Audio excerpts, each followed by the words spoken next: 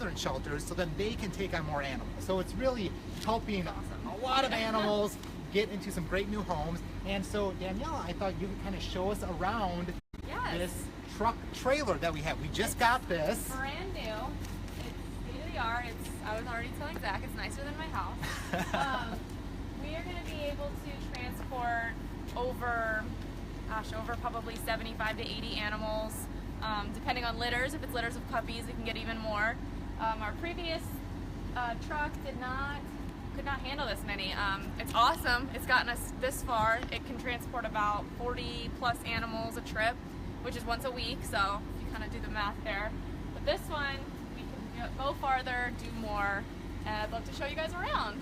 And so as we walk in, let's just keep on going. So a lot of the places that we go, Oklahoma, Arkansas, Alabama, where else are some of the... During the two hurricanes, we helped them out a lot. We went down to Atlanta and picked up, I want to say it was like 30 something animals. We went down and met up with a team in Oklahoma City, and they came up from Houston and brought us, I think, 27 animals. And that just frees up animals that were already in shelter during the hurricane, and then they could make room for everybody else's pets that were displaced. And one of the cool things too is we're able to take on some of the specialty cases. So a lot of those animals in the south, heartworm is a lot more prevalent. So prevalent. So we are able to take on those cases and get those animals treatment where maybe they wouldn't be able to get treatment down south. Yeah. Same with some orthopedic cases or some different medical issues where maybe an animal would be deemed unadoptable in certain parts of the U.S. We can bring them up here, get them treatment, and then get them into some happy homes. Yeah, just recently we got a whole litter of blind and deaf puppies from Southern Pines, Mississippi, which is one of our huge, I mean, we meet up with them maybe once a month, if not more. I think it was 6 puppies, blind, deaf, yes, they're so cute. But yeah, they all actually, I just looked, I checked up on all of them, and they've all been adopted. So they are all good to go, only because they got to come here where everybody's like dying to get those puppies. So yeah, it was a really good trip. All right, well, without further ado, let's get onto the trailer and take a look. So it's temperature controlled, very nice. We've got heat and AC. There's a curtain that runs down the middle, so these dogs aren't just going to be like staring at each other, you know, barking, yapping, whatever it is they want to talk about.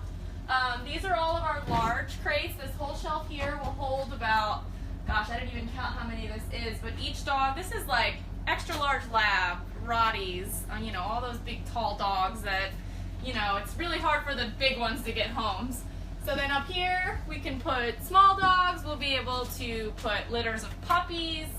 This whole side is medium-sized crates, which hold up to about like 50 to 60-pound dogs. And we've also got them underneath here. I mean, we've got dogs out the wazoo in this thing.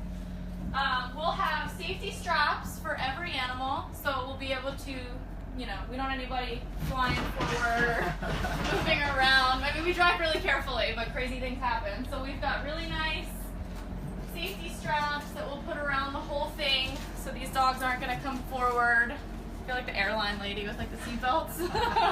So, yeah, it'll be pretty much like that. And again, up here, if we get cats, we typically do dogs, but if for some reason case calls for cats and we're able to take them in, this place will be a little bit more private, a little quieter. They'll be able to have big enough kennels for litter boxes, and they won't have to stare at dogs the whole time. And one of the cool things is we do partner with a lot of shelters in the south to bring up animals, but then we partner with shelters in the Midwest. So a lot of those animals, they don't just come here to Minnesota, they go to Wisconsin, they go to Illinois. Yes, we bring a lot of the dogs. Just last week we did a trip where we took dogs they met up from Southern Pines, they met us in Mount Vernon, Illinois, and then we bring them the rest of the way. So they're able to take off some of the cost of driving those animals all the way up to Chicago themselves. And then Chicago gets some more adoptable doggies because it's a pretty high market for dog adoptions there as well. And so the 3 states together, we have formed the Animal Transport Alliance. So we as Animal Humane Society are a founding member, and then it's Wisconsin Humane Society based out of Milwaukee, and then the Anti-Cruelty Society, I believe. Yes. Anti-Cruelty League or Society? I always Society, get those you got it. confused. The Anti-Cruelty Society based out of Chicago. Yes. Yes, so they've been huge helps. I mean, they help, if they're not particularly like into the trip, if they're not receiving, they still help funded this entire trailer. They help fund our trips. They, you know, give us food, whatever we need, we get to coordinate with them, and it's really super helpful. And to just give a little perspective, I went down to a shelter in Oklahoma last year as part of our transport team, and some of the shelters down there, they have a placement rate of 30 to 50% for adoptable animals, where ours is 95%. Yeah. And so, you know, that just kind of shows the huge difference where really they just have so many animals that they don't have homes for. I know, it's ridiculous. I want all of them in my house is the thing. We could almost fit them all in this van, this trailer. It's pretty big. Well, I keep getting in trouble with my housemates because I'll send like, you know, a group text like, hey, what about this one? We live with 3 dogs and a cat. Like, there's no way. But they're trying really hard to deal with me. All right. So now this trailer, what did you say? It fits about 80. I think right now we have almost 70 crates in here now. Okay. We're still kind of building, as you can see. We're still a work in progress. We have a couple shelving units we want to put up like under here so that we can store all this stuff safely. But yeah, we should be able to fit almost 80 crates, 70 to 80 crates in here, and with some wiggle room. Like if we get in, oh, we need 3 Great Danes, we're gonna bring in, you know what I mean? Like we're gonna bring in extra large crates and we're gonna strap them here so that we can accommodate for such large dogs. And we do have a couple smaller vans that we've done transports on for last year or about 2. a year. And how does this compare to those? What would you say? Those are great, don't get me wrong. I mean, they've gotten the job done. This is just nice. We've got walkway here. It'll be easier to check every animal. It'll be nice, you know, if anybody needs a little bit special attention, we're gonna be able to pull them out quickly and like assess health, make sure everybody's okay. We don't want this to be a stressful thing. So that's why we've got the curtain and the temperature control. We've got a camera up front now, so we're able to watch. That's kind of cool. You can see those right Yeah, we've got it right here. Cameras right in the back. Yeah, we're going to have a camera up front so that we're going to be able to see what these animals are doing. If something happens, I mean, God forbid a deer jumps in the road and we have to slam on our brakes, we want to be able to quickly see, okay, is everybody all right? Nobody's loose. Now let's go assess further and make sure everybody's okay. So as a driver, tell me about some of those trips, because these are pretty long. They're long, yeah. I'm actually leaving tomorrow. We'll leave at 8 p.m. It's about almost a 10-hour drive we'll be in Grove, Oklahoma. So we'll drive all night. And then we have really good relationships with hotels in those towns. So they're going to let us check in at 6 a.m. and sleep it off for the day. Well, it'll be 2 of us, so we'll swap driving. But we'll get there, and then we'll meet up at the Grove Humane Society around 7 p.m. that evening. We'll load all the dogs. A bunch of volunteers and staff members help us through the whole thing. They walk the dogs. Everybody gets a little treat before they go in, and then we'll drive them back. We'll try to make it as short as possible of a trip for the dogs. And that is a long trip, but it is going from a shelter where they may not have been adopted or may have been in a shelter for months. Yes. Where we do a 10-hour trip and then they can go home in maybe a couple days. It's so quick. I mean, every time I decide I want one, they're gone because they're all so good and so cute.